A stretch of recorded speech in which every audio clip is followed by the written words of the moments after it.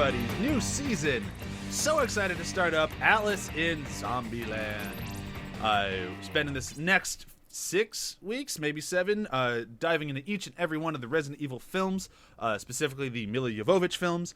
And to do that, we brought on a wonderful cast of characters. Some of them you may know. We have Mr.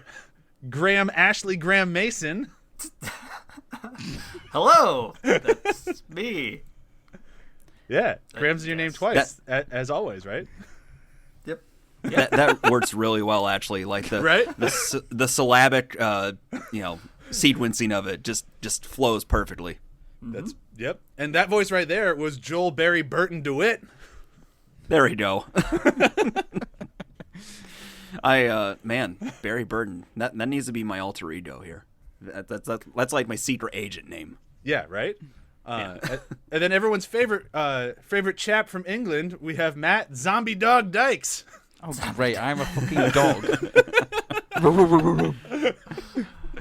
Hey, man, those dogs are fucking terrifying. So. They are, right? Mm-hmm. Just like Matt. And that's what I think of Matt. Taken out very easily. And that's what I think of Matt. It's by far the scariest thing in these movies so far. Absolutely. I don't know, if you can take something out with a frying pan, it ain't that scary. Just the one, Yeah. An exploding kitchen for the others, and that's true. And she didn't really take it out. She just kind of like moved it to the side. Yeah. Do you know what happens to a person who gets hit by a frying pan? The same thing that happens to everything else. Oh my god. All right, so I'm really excited to dive into these movies. They're kind of stupid fun in a way that I can't really think of another franchise that really gets there. But before we start diving into it, I want to kind of gauge where the rest of us are. I've seen all of them in theaters. I own all of them on Blu-ray. I am a fan. And even as a fan, there are 2 of them that I think are just absolute garbage, and I hate them, but I still love them because it's still part of this. But am I the only one in that camp? Where is everybody else at? So I thought I'd seen this one, the first one. I was wrong. Either that or my memory's terrible. I have not seen any of these films. I could have swore that I'd seen the first one, but I think I may have seen the trailer for the first one, and that's about it. Okay. So this is like all new to me again. Fantastic. That's awesome. Graham, what about you? So, I think I've seen all of them, like you, in theaters. Maybe not the most recent ones, but I, too, am a fan. Okay. I had the opportunity this time to watch them with my wife, and she's just, like, pulling them apart. So we're watching it. We're like, but they're awesome! But they're so cool. Yes! For the second one, there's a motorcycle through a window, but it totally makes sense. I mean, come on. Now, does she like it more or less than when she watched Frisky Dingo with you? Oof, that's tough. Yeah, because it was always the questionable episodes of Frisky Dingo, wasn't it? It was always the ones that would lead to a divorce. And the other the follow-up show that shall not be named. Oh God, yeah. Yeah, Oh. She definitely saw both of those episodes, and that was not good. For So context, she's got like I'd Joel, say this is better. for context, Joel, even- episode 2 of the follow-up series is just basically a 10-minute long rape joke. Oh, good.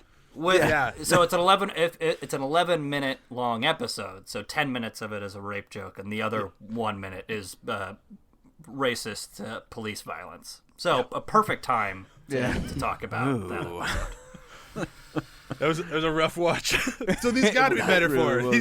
These have to be better for her. Yes. I'll just say she wasn't a big super fan of the costumes for the ladies. So I'll just say that. Well, I think that's more of a problem in the second one, so we can save the majority of that for next week. Not this one is perfect, but it is better than the next one. I love this one, the convenient shower curtain. Who laid out this costume for her? Was this her, quote, husband who was, like, they were thinking about doing something? Like, I'm sure they were thinking about doing something, yeah. Exactly, but what? What are these boots? What are these booty shorts? Who cut this dress in half?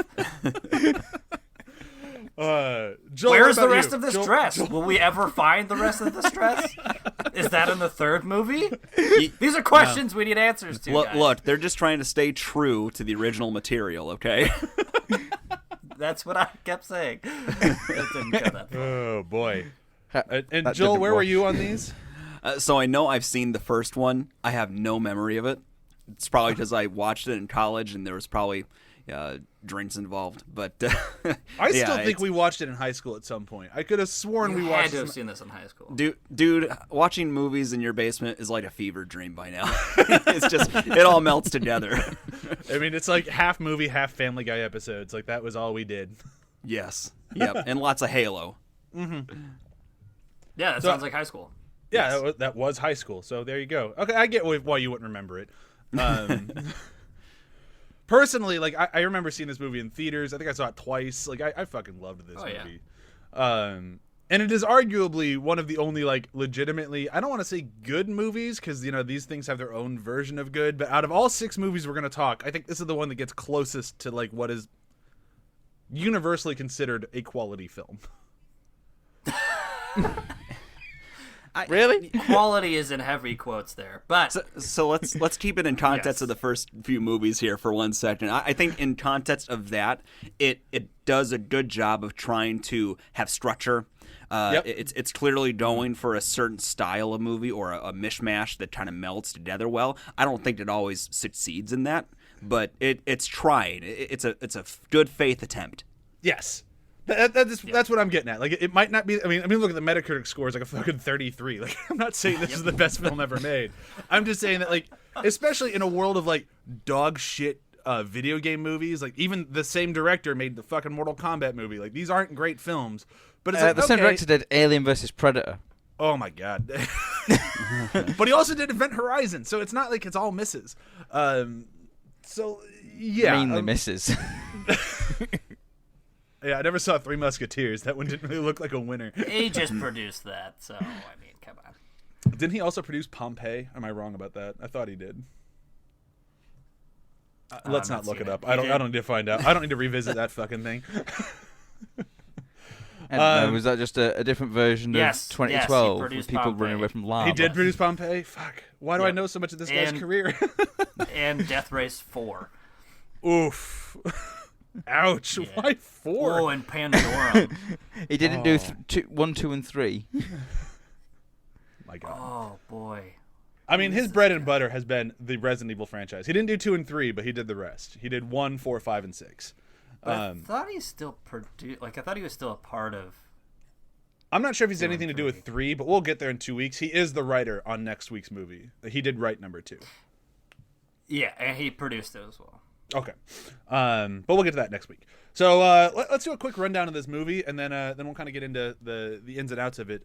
So this movie, I'll get us started, and then we'll have somebody else do next week.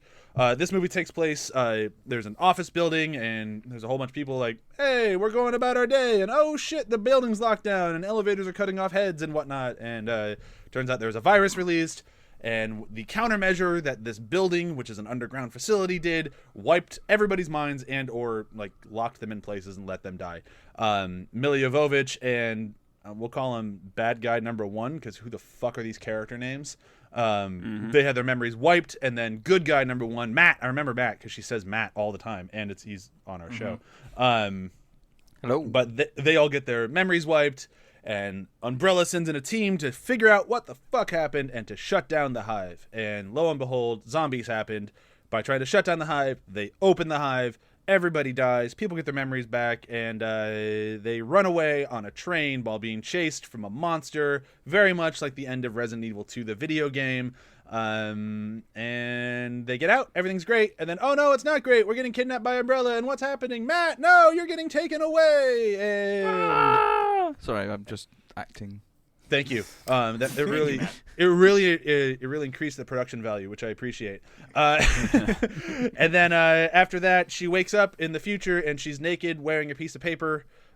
She goes outside and finds out, oh, zombies are everywhere. I need a shotgun and cliffhanger. And that's pretty much everything that happens in the movie, right? More or less. Yep. Yeah. That's the executive summary. Yeah. Yeah. Okay. Cool. It's an excessive log line, if you will. I mean, this film was The 2000 elevator as headshot fuck. pitch. Yes, there you go. Yeah. I would add that this film was just 2000s as fuck, though. Everything was just Oh like, my yep, God. that's Yep. sort of early 2000s thing. Like, people aggressively pointing their guns and they've overdubbed the sound of it being cocked. Like, Oh yeah. Oh, yeah. Even when it wasn't being cocked. yeah, Even Yeah. it was just it was on screen. yeah, And then being- it was just cocked. It's being pointed at something. yeah. Okay. Lots of slow motion spinning cameras with like sparks flying down. Oh Yep. my god. That 360 Yeah. Steadicam conversation that Crash went on for zooming. like 2 minutes. That was awesome. That sound effect whenever the camera's moving quickly as well. They put in. And don't forget the stutter slow mo. Oh, the stutter Yep. slow mo. That's not as bad in this one as next week. Next week they go fucking insane with that. So I'll reserve most of my complaints about it for that one. But it's still definitely here too. Yeah, I think Matt put it right. This movie is 2000s as fuck. Mm-hmm. It's one of those things. Oh, it's where, got a really, it's got a blue tinge to it as well throughout the entire. That's so 2000s as well. Yep. yeah. Well, And- it's got. I mean, when you're showing a difference in time, it's you gotta make it blue. I mean, that laser room is straight out of a music video, a rap music video from that Oh time. my god! One thing I was thinking about with the laser room is like, how much electricity is that thing gotta use? Like, holy crap! And why doesn't it just go for Yeah. waffle mode from the get go? Well, He I wants mean, to, you gotta he wants to with play your with them. I food, mean, like, Yeah. it's going at the feet. The guy jumps and goes, "Ha ha, fuck you." Yeah, and then it yeah, goes diagonally up. Oh god! Fuck you. Death is much sweeter when you give them a sense of hope. I know that makes sense for like some malicious fucker on the other side of the net, but it's just a computer that's trying to do lockdown to make sure that nobody, releases the T virus amongst the world. So why not go for waffle mode in the beginning? Why even give them the sense of help? Why are you enjoying murdering these people, computer? Because it's evil, creepy kid computer. British as well. So Oh, I yeah. forgot we all do the British best things are bad evil. guys.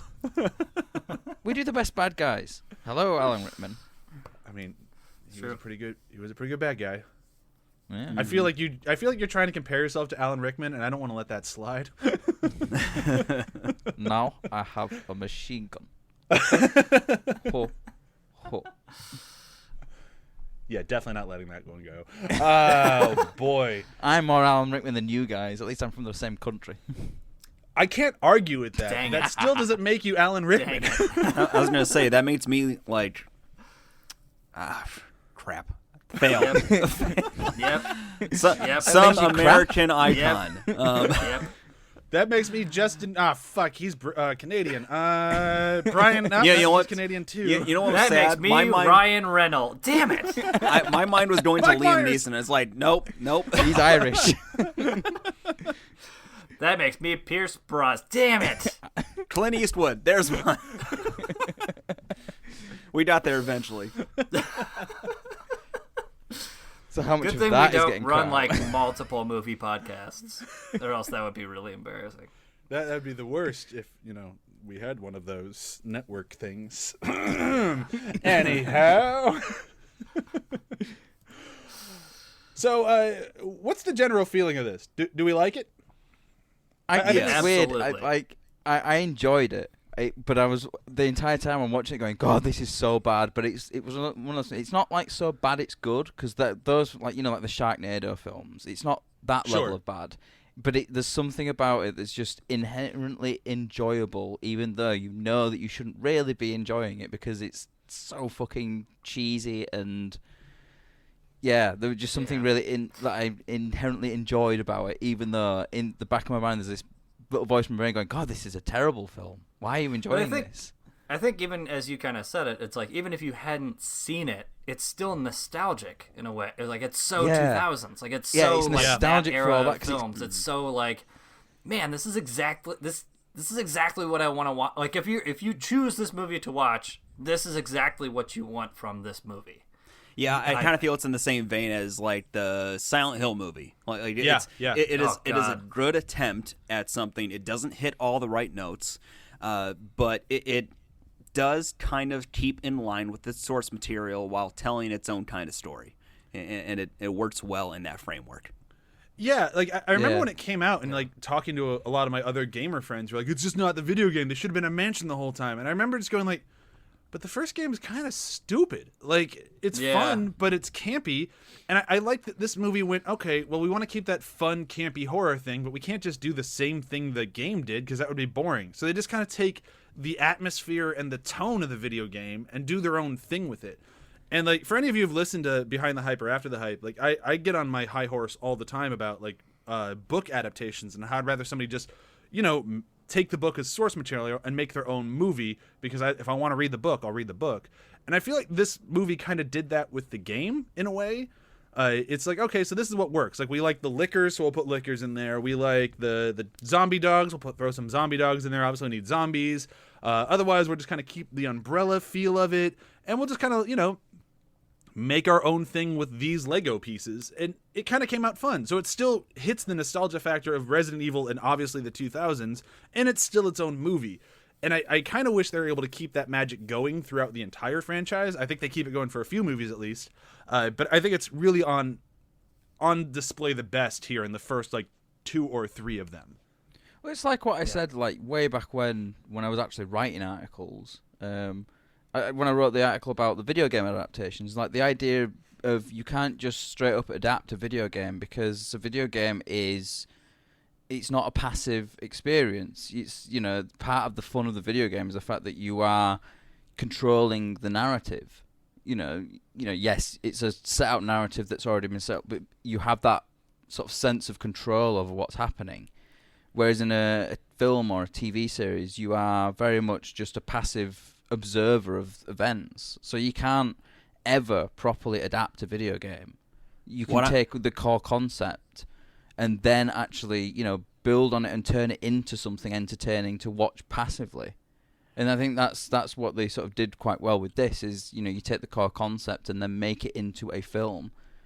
It's the same argument of books versus films as well. You can't do everything that's in a book. Like Ready Player One, for example, the book is incredibly different to the film. Because if they did the book straight into the film, it would be fucking boring. I mean, how boring would it be to watch someone play a video game?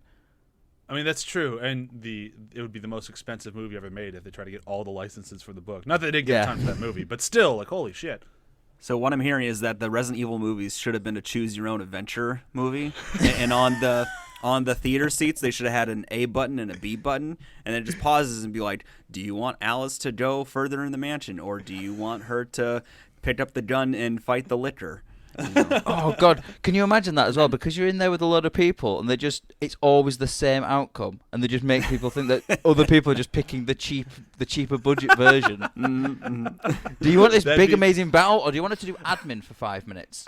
Admin it is. Who's voting for admin? Like somebody in the theater so mad, like no, we all voted for the other one. Conspiracy. Or do you want Alice to go into the kitchen and make a pot of coffee? Yes, let's just choose all the mundane slice of life moments. Yeah. For the It's movie. 5 minutes of Milla Jovovich just standing next to a coffee pot, like, is it ready yet? It's just the first 20 minutes of Heavy Rain. That's all it is. Jason. Oh, I don't need to relive the first 20 minutes of Heavy Rain ever again in my life. Let's talk a little bit about some of the people in this movie. Like, I know in future episodes of ours, we're going to kind of discuss how much does it actually fit in with the franchise, because the connective tissue between these films is rather weak, to say the least.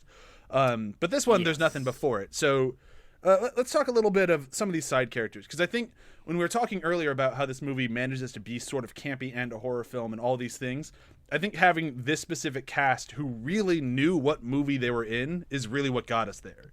Because none of them wink at the camera. None of them blink, if you know what I mean. Like, they don't stutter. They are fully committed to their incredibly insane and stupid characters, which I think it's just fantastic. So I'll start with Michelle Rodriguez, because she actually does come back at a certain point. I fucking love Michelle Rodriguez. She's so good at this sort of like campy, like badass role. Oh, and she plays it up so much in this as well. Everything she does is just badass. Like she could just be like scratching an itch, and she'd do it with a badass like sort of like look on her face. I love it when she's been bit like, I don't know, 1,000 times, and she's just sitting there with like the blood dripping off her hands, like, yeah, eat it, you bitches. It's like, oh, It reminded me a little bit I of, bet you smoke cloves. it reminded me a little bit of Hudson in Aliens, where like he's getting like dragged down by the aliens. He's going fuck you, and it's like it's that sort of thing of like Michelle Rodriguez just like, oh yeah, choke on it and shit like that. but I kind of liked it, and that's my chip on the shoulder stuff aside. Like for a movie where you can hardly remember any of the characters, she was distinct and memorable, and that at least like I knew somebody besides Alice in this movie. Yeah, I think she was great, and then the guy who gets waffled, I thought he was fantastic. Oh, Captain Exposition. Yes, Captain Exposition. He was fantastic. I have no idea what his 3 character minutes name actually shot. was. Oh, I had to look up on IMDb, and then he didn't even have a name. He's just called One. I was like, nah, Captain Exposition's better. Everything he says is explaining something about the situation they're in, though. It's like, 2 days ago, this happened. 5 hours ago, this happened. It's like, Jesus Christ, man. Yeah. And he knew stuff. You're like, yeah, your marriage is a fake. Hey, fuck you guys. But that's like a fair critique Your of marriage is him fake. and the start of the movie in general is that they don't show, they tell. Oh you yeah, know? And that's like one of my pet peeves in movies sometimes is when they don't let the story flow naturally. It gets better later on here, but the start is a rough patch. Yeah, It's kind of like, if that's done well, it's really good. Like, I'm a big fan of John Carpenter films, and I think the opening of Escape from New York is brilliant. It is just narration for like the first, there's like a couple of minutes of narration of setting up the world, but it's done really well because it's done with these really cool little diagram things. Whereas the way they do it in this one, it's just kind of like, I don't know, it's over edited, I think, because everything's like stuff's flashing around on the screen, and then it's way too much information that they're throwing at you because it's just constant narration, I think, as well. Yeah. Like my first bullet point is so Umbrella is Amazon as well. Like when they were talking about like they make consumer goods, and everyone like what was it, like 9 households out of 10 or something had Umbrella products in them or something. I'm just sat there thinking so Alexa basically. Can we just talk about the branding for just half a second? So I counted at least a few times where like the Umbrella Corp information or the logo is just in a completely incomprehensible point. So number one, Alice's wedding ring, inside of it says property of Umbrella Corp. Yep. Oh, honey, you got it engraved. Oh, it's so romantic. I'm now property of Umbrella Corp. We own you. Number two, at a point where Alice is shooting the gun, they show the shell casing flying in the air. Yes. Oh my God. Back of the casing has the Umbrella Corp logo on it. Wait, was that in the first or the second one? I thought that was in the second one. The second one, the actual bullet has an umbrella stamp on the oh, that's right. the end Yeah, when of it goes. Yeah. In but this the one, it was shell the casing. casings, Yeah. the shell casings have the umbrella stamp on them in this one. Man, how expensive are those custom bullets? That just seems wasteful. Seems like a hell of a lot of effort. Those are the only bullets that exist now in this one. Umbrella Corp owns everything. Fair. I had forgotten about the bullet casings. I remember the bullets because those are the ones that go into the motorcycle in the Yeah. second one, but I'd forgotten about the casings in this one. I also like that at various points her eyes flash the logo. Yes. On your eyes as well. What, do you want your umbrella contacts? They're gonna look great. Well, she's the $6 million man at the end of it, right? Yeah, that's true. What does that count for inflation? Like, where does $6 million go in today's dollars? No, it's just it's the tax man. It's always $6 million. You can't. It doesn't matter about inflation. Okay. So the tax man Just like minimum wage. Just like minimum wage. It always stays. It's always $15. It doesn't matter about inflation. It's always less. It's always $10. Yeah, It's just a $6 million man nowadays has like it's like a wooden leg. And, There you go. Yeah.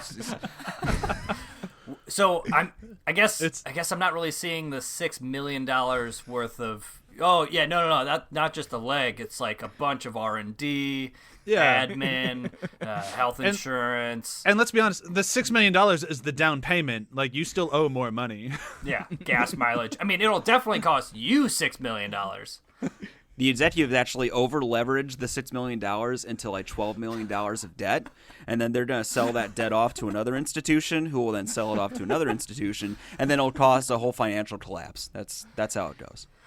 Wow, But so yes, Umbrella you're really right. is It Amazon. is just Got a it. wooden. Yeah. It is just a wooden leg. Yeah. For you as the end user, it's literally just a table leg. So this was before we start moving kind of nearer to the end of this thing. We got to spend a little bit of time talking about Milla, because this is her first like real big leading role film. Am I wrong? I need to look up her IMDb, but I'm pretty sure this was her first. Like, she was obviously in The Fifth leading? Element. Yeah, she was obviously in Yeah. the Fifth Element. She was in a bunch of movies when she was younger as a model, when she did like Dazed and Confused and that sort of stuff. She's been acting forever, but I thought this was her first major leading role. I think it's definitely. Oh, her she first wasn't. She was major Joan of Arc. I action forgot about leading Joan of role. Arc. Yeah, she did do Joan of Arc. I'd forgotten about that one. Oh shit. But yeah. Yeah. But this was like her first like major franchise. Like, this is a Milla Jovovich movie. Here you go. This is her. Like, I remember her being like interviewed all the time, because I remember people like, so what do you think about like the fan base of this thing? She's like, they don't really intimidate me. It's just a bunch of creepy dudes. Who cares? And it's just like, wow, she's kind of a badass. And I remember, like, that's kind of when I became a fan of her. Like, it was like obviously I love The Fifth Element, and she's great in The Fifth Element, but it didn't really feel like that. Like, you're getting to know her as like an actor, because she was doing just such a strong character in that movie. Whereas this one, it felt like this is more of like what she wants to do. Like, this is the actor actually bringing something to the role and doing something with it. And I think she nails far better than anyone else in this franchise that don't blink. You can be campy while being serious, and she just crushes it throughout all 6 movies. She's the main reason why I can watch all of these. Absolutely. Yeah, she is brilliant in it. Like, you know, she carries the film quite well, I think.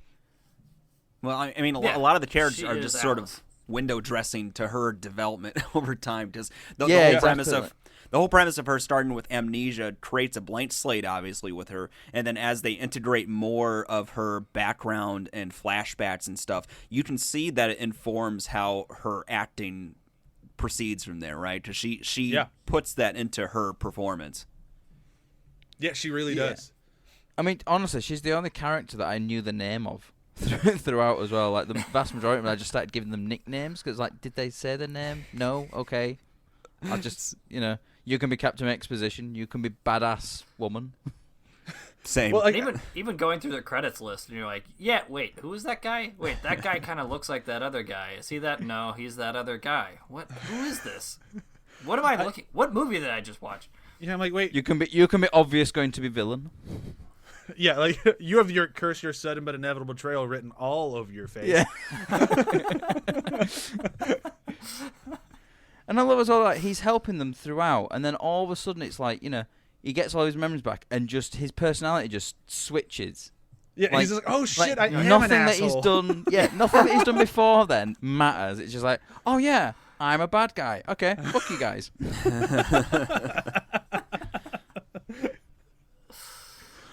I mean, and at least he dies like 3 seconds after that. Like, he's like, yeah, I'm the bad guy. I'm on my way to, oh fuck, what's that? Yeah, Who's biting me? it's quite a satisfying death Ow. as well. Nice and It gruesome was. for him. And that actually kind of brings me over to my I think what our next major point should be. These movies are at their core horror films. I don't think any of them are scary. I don't think any of them are really trying to be scary. But since they are zombie films, they do kind of like, they'd be invited to the horror movie party. They might not be the guest of honor by any stretch, but you know, that's kind of where they're at. And with horror movies come kills. And I always like talking horror movie kills. Like, what's the best kill in these things? And I would say throughout the entire franchise, there's at least a good one in every one, if not a couple. There's one later on where somebody gets thrown into a gargantuan fan that I'm always just like, that was a satisfying moment. That's way down the line. Don't get your hopes up too soon. But let's kind of go through it and check, like, what was our favorite kills in this one? Yeah, like you said, there's a list. There's a bunch of them that I had. I mean, basically just all of Alice's jumping head kicks are just incredible. Yeah. I mean, I can just those are chef's kiss. Like when she's downloaded the kung fu moves from into the Matrix. I could just watch, a 90-minute, marathon of all of those. Tune in next week. But I think yeah. That's next week, I think right? to jump in on the first one. I think at least this is true for the first two. The first kills of each movie are like, that's good. That's a gold one. The lift one was on my list. Was number one on my list for quite a while, and then something else knocked it off. Yeah, I'm gonna stay true to it. The elevator decapitation. Oh man, what I love about the elevator decapitation because it lasts so long. Well, it's the build-up as well, for the whole thing. And it's that stupid cliche of like the woman going, "I can squeeze through that tiny gap." Yeah. Oh no, I'm stuck. Of fucking course you're gonna get stuck. It's like a foot wide. You're like, don't do it. Please, I also love the elevator lady, don't fucks do it. with her too. Like the elevator's like, I'm gonna slide your head off this way. Never mind, I'm going this way. And I like, I what I do wish they would have cut back to just for a second. And this may be too much, but I don't know if there is a too much for this movie. Is just cut back to the elevator for a second, right after that, with just her headless corpse and the crowd of people standing and around. just one guy. You're like, all right, nobody lose their heads. Well, I did so actually what do we have do a note with this on this. now? Like it felt at times like they were going for a PG-13 because it kept cutting away from the violence. Like I don't. Yeah. There was a few times where there was like a lot of it's. You think, oh, it's going to be a gory bit here, and then it just cuts away, and you're like, did they cut it out, or were they trying to go for something? Were they aiming for a PG-13? Then it was like always going to be an arse, so they threw a lot of random violence in. It just felt really. There was a weird decisions on the editing. There's a period of time in the 2000s where you if you go back and you watch a lot of the R-rated quote-unquote movies of the 2000s, they were trying to make like a soft R, like a movie that like parents could go like, oh, I guess my kid could watch this, and then the kid gets to be like, I got to see an R-rated movie, and the parents like, sure you did. This one's definitely playing in those waters. I was going to say, like, another example of that is, so at the start, Alice, she wakes up in the shower on the ground. And, like, the shower curtain is just strategically placed to cover any of her nudity that'd be inappropriate. And then as she's getting dressed with, like, the nightgown on, they don't show anything until she's side, and then you can see, like, nipple. Yeah. That's all you see. That's very early 2000s. My favorite thing about that whole sequence as well is the way she holds her hand. Like, no human being ever holds their hand when they're getting dressed. Yeah. Oh, I'll just block out my breasts for these invisible cameras that don't exist. Well, to be fair, there are cameras all over that house. So maybe she didn't know that. She didn't know anything. That. All right, best kills. That was Graham's. Matt, what one were you going with? You're thinking the elevator. I'm going with the laser cutting Captain Exposition into small chunks. Just the waffling of that was just. Yeah. It was the way that it's that sort of delay where he's standing there and you just see it just let go. Yep. His eye starts to melt. Yeah. That's so good. I'm going to piggyback off Matt, and I'm right there with you. I totally agree. Best kill of that movie. I was going to try to like go individual, but no, I can't. That one's just too good. That is pretty awesome. I'll agree with that. Close second would be when the guy tries to jump and the laser goes, nah, I'm fucking with you, and just moves up. Oh, boy. Joel, what about you? Yeah, I think I'm going to have to go with, Graham stole the obvious showstopper with the elevator. But beyond that, I think at the end when the liquor takes out the big bad guy, is it Matt? That's the bad guy there? No, Matt turns into Nemesis, so it's the other one. Okay. Bad guy number one. Yeah, there you go. So he's the guy that like escapes. He's going to take the antivirus and skedaddle, right? And then as he's about to take it, the liquor shows up and brutalizes him. And when they come across his corpse, it is just mangled and bloody and disgusting, and it's great.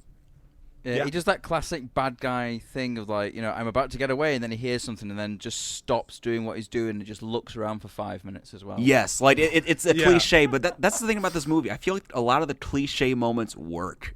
Yeah. Yeah. And it working is enough to elevate it. Oh, 100% agree. It's like ticking the boxes of 2000s action movie cliches. Like, like I was saying, with just pointing the guns aggressively, it makes the cocking sound. You've got the tech guy. Like, everyone's going, "What's taking so long?" to the tech guy, and he's just like, the tech guy he taps the keyboard a few times and says something cool, and that's him hacking the system. Yeah, I also here love for that it. Venture The Brothers hacking reference. is very 2000s too. He's just typing furiously, and then just like some sort of like console OS with just words popping up about like, "Oh, you have reached into this place," And like geography and like other random things and shapes. 3D and, like, maps. Parts of maps. Yeah. Yeah, 3D maps with like, what budget is this? This is not like a standard map. Like you've got some 3D, designer here who's made this whole map system for you to like just show this video when you could just have just a map and go, we're going from here to here. Look, no, that's we've just got the to have a power. full simulation. Yeah, That's just I the have to power go of the find this PlayStation 2. tile, Like, and so which means I have to walk down this long hallway and look for a thing that actually looks like a shelf in a drawer and pull open the drawer to find the file. Yeah. No. If you're on a Mac, you hit Apple spacebar. Fine. That's it. Just type what you're trying to look for. Come on. I would like to touch on the zombies real quick. Go for it. You can tell which ones were featured to have their specific attention focused on the camera, and then where they were just background fodder. I swear to God, there were a few zombies that just looks like me when I'm heading into work in business casual. like the horrified existentialism of having to work in a corporate structure. He's just embodying that. I mean, you're not wrong. I mean, like they the could have background just just kind of have like who a wandered onto set. yeah. The background actors just kind of have like a light blue shade put on their face, and it's like just kind of walk slow and go Brains. No. You don't say words. you're- What? Oh, okay. Perfect. You're good. You're actually kind of already doing that, so just do more. No, 9 sir. to 5, 30-minute lunch break. Extras are over here, sir. No, I'm just going to work. Oh, sorry. Do you want to make an extra $40?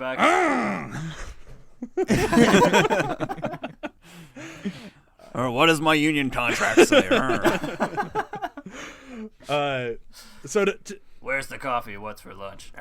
So for the long listeners from all the way back to Venture Brothers days, at the end of every episode, we like to do favorite quotes or favorite things. And unfortunately, the Resident Evil franchise is not the best written franchise, so I'm going to save us all a little bit of pain and just do favorite Alice moments for this. So that's favorite moments with Alice. If it is a line, that's cool. Go for it. Because she can deliver the hell out of some cheesy dialogue. I'm just not going to try to make everybody pull out some random piece of dialogue when Alice is the star of the show here. So favorite Alice moments throughout this thing is how we're going to wrap it up. Matt, why don't you get us started? I mean, my favorite Alice moment is the flying kick on the dog. I mean, I felt sorry for the dog, but It's a zombie Yeah, dog. Don't just feel so too bad for cool. it. Yeah, but I mean, the zombie dogs in the No. first one just looked like they had a bit of like sandwich meat stuck to the That's what fur. Chewie said. She was like, I think they just like took Crafty's bacon and slapped it on the dog. It really looked like that, and I felt really sorry for the dogs because they're probably there like, I want to eat this bacon. It's like, I can't get to it though. And then they get kicked in the head. Yeah. Yeah, and then they get kicked in the head. But yeah, that whole thing, like the slow motion flying spinning kick on the dog, like hitting it in the face and it goes flying. It's just like, that is so cool. That one's pretty great. Yeah. Joel, what about you? Favorite Alice moment? Well, Matt took mine, but I'll go with another one. I mean, that was the like no-brainer one, right? Right. I kind of like the ending sequence where she is like waking up with like plugs all over her, and she's trying to like pull them off, and obviously her legs have atrophied from being stuck there too long, and they do the whole like 28 days later thing where she comes awake, goes outside, and clearly everything's a nightmare, and she just grabs that shotgun, cocks the shotgun, and then ends with that as the sort of like setup for the next movie. Didn't this come My out? favorite part of that is the Day of the Dead reference. Oh, as well. yeah. I don't know if anyone picks up on that. The Dead Walk newspaper thing. I loved that. And correct me if I'm wrong. This came out before 28 Days Later, right? I don't know. I'm pretty sure it's 28 days Don't later. think so. I think yeah. so. 'Cause Yeah. this came out 2002, so I think that one came out after. because I don't think they came out when I was in high school. So Okay. fuck you. 28 Days Later. Same, posers. yes. 28 Days Later was 2002 as well. Oh, wow. Okay, so they just had the same idea at the same time. They So came out the same year. Cool for you guys, I guess. I retract my fuck. No, I don't. Fuck you. 28 Days Later. You're a great movie, and I love you. 2 pieces of high art. Hey man, 28 So that's Days a Later third is thing some then, because fucking good The shit. Walking Dead comic started That's the true. same time as 28 Days Later and has that same opening as well. Wow, there's something in the water. Oh, no, That's 28 three? Maybe they all just like 28 Days Later is great. Yeah.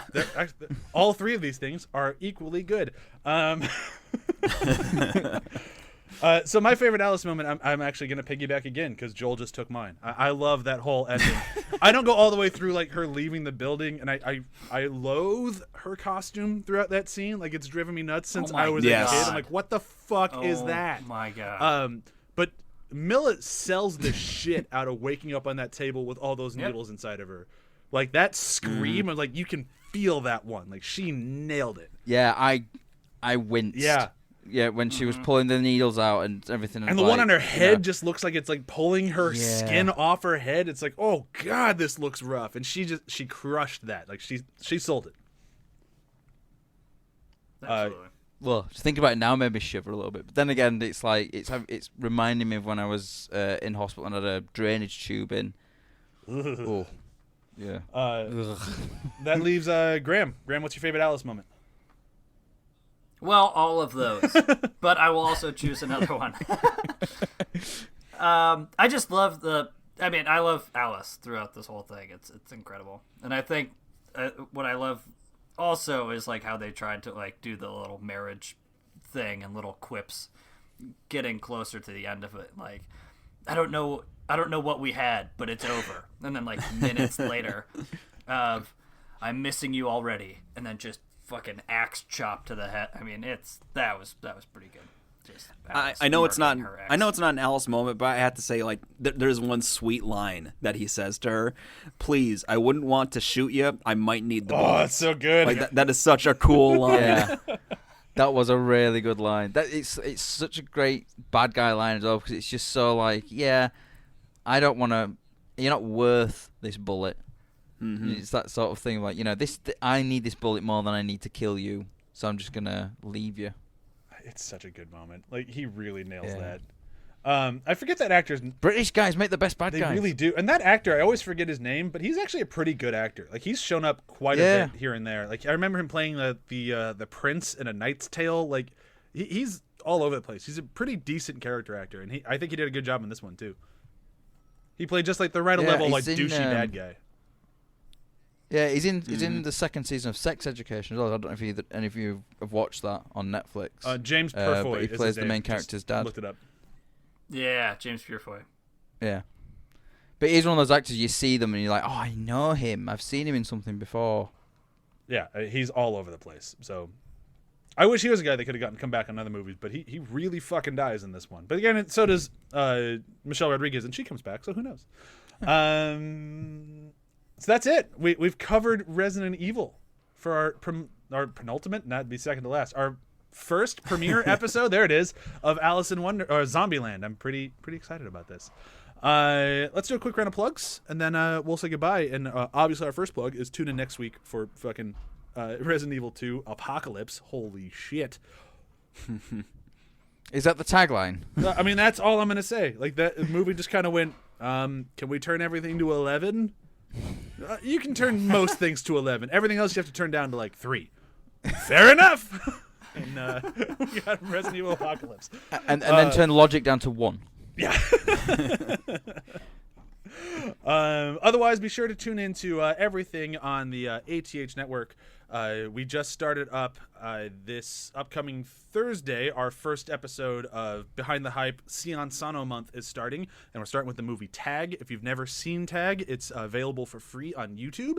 It's part of YouTube's free movies. There's no commercials. There's nothing. You don't even have to have an account. You can just watch it. And it is a fucking phenomenal movie. It has a lot to say about Japanese video games and Japanese women and their role in video games, and how that should probably fucking change because men are awful. And it's just a really, really good movie, and you really you got to sit through the whole thing to kind of get that message, and it's just phenomenal. Can't Can't stress it enough. Check out Tag, and then listen to our episode Behind the Hype on Tag, and tune in all month for all Sion Sano stuff. Sion Sano is a director that if you've never dove into his work before, every one of his movies you turn on will be something you have never seen before. And I know that's true of every movie, but you'll get it when you start watching it. That's it for me. Matt, Graham, anything to plug? No. Perfect. Joel, I know you have things to plug. I sure do. I'm nothing if not plugged. I can be reached at twitter.com/lolmanade. That's L0LM. However else you spell lemonade. Fill in the blanks. Are you sure this is your name? If it's not now, it's going to be. I'm also in the podcast party, so I am part of a member of a team called Super GG Radio. We're a podcast about video games. We actually try out different betas and early access games to check out new stuff. We talk about our backlog and what we're playing. We come up with little different silly segments, and we also stream on Twitch. That is twitter.com/Super GG Radio. Perfect. I've listened to a bunch of their stuff, and I can't recommend it highly enough. It's a really fun show. And you guys have crossed over with Brock from our network before, haven't you? Sure have. Yeah, he's become a podcast buddy that some of us have gone to his podcast. He's visited us a bit. He's a cool dude. Yeah. And I liked what he's doing too. And thank you. Of course. Yeah, Brock's a lot of fun. He started with the ATH network as the researcher on Venture Brothers. Oh, okay. That's how Brock came into the family of podcasting folks. Right? Okay, so I mean, that's how I joined. I guess, you did do research for well. one episode that I didn't share the notes with anyone and just used it for myself to make myself look smarter, because that's how I roll. Yeah, but the only reason I actually ended up listening still waiting on those notes, Brian. Oh, that was a good one. So that's it. Thank you so much, everyone, for listening. This is a lot of fun, and I'm really, really excited to continue down this insane road of the Resident Evil franchise, because this is about as tame as they get. Some of them are all, they're fun. All right, tune in next week. Resident Evil Apocalypse. I'm so excited for it. Bye. Bye. Later.